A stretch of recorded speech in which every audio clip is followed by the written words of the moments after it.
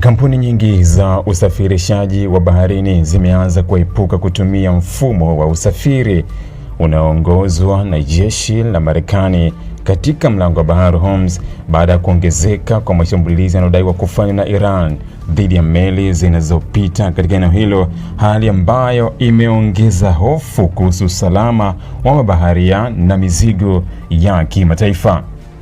Kwa mujibu wa vyanzo 7 kutoka sekta ya usafirishaji wa baharini na kampuni za usalama wa baharini, waendeshaji wengi wa meli wameanza kutathmini upya safari zao kupitia Hormuz kutokana na kuongezeka kwa baadhi ya hatari ya kushambuliwa. Baadhi ya kampuni zimeamua kusitisha kabisa safari katika eneo hilo hadi hali ya usalama itakapotengemaa.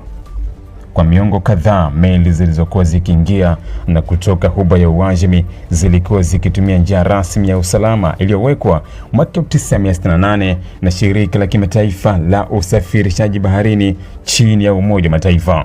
Njia hiyo ijulikanayo kama Traffic Separation Scheme na ilipita katikati ya mlango wa Hormuz ikiwa na lengo la kupunguza ajali na kurahisisha usafiri wa meli.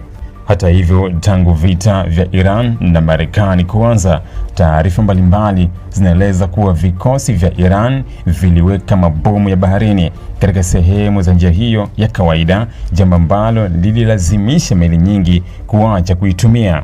Kutokana na hali hiyo, meli zimekuwa zikielekezwa kutumia njia mbili za muda zinazopita karibu na mwambao wa Iran au Oman.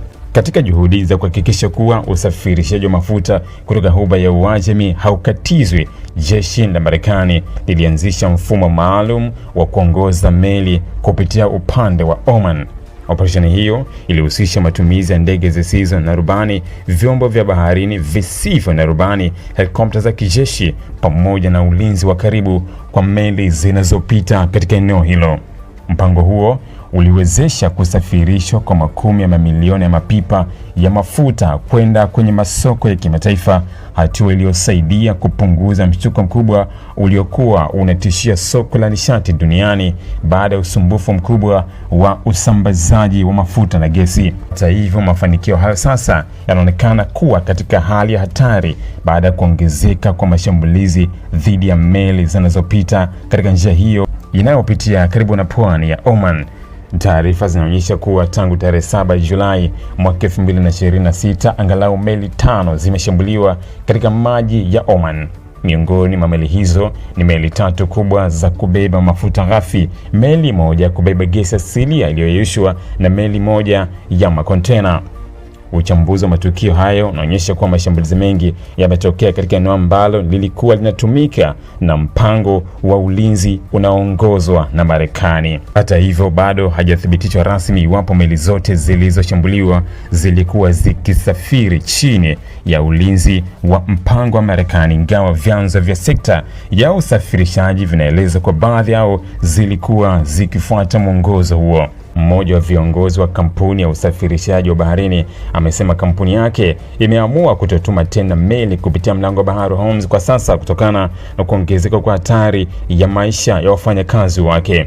Amesema hali ya sasa imeendelea kuzorota na kwamba kwa mtazamo wao, Marekani haionekani kuwa na uwezo wa kudhibiti kikamilifu mazingira ya usalama katika eneo hilo licha ya uwepo wa vikosi vyake vya kijeshi.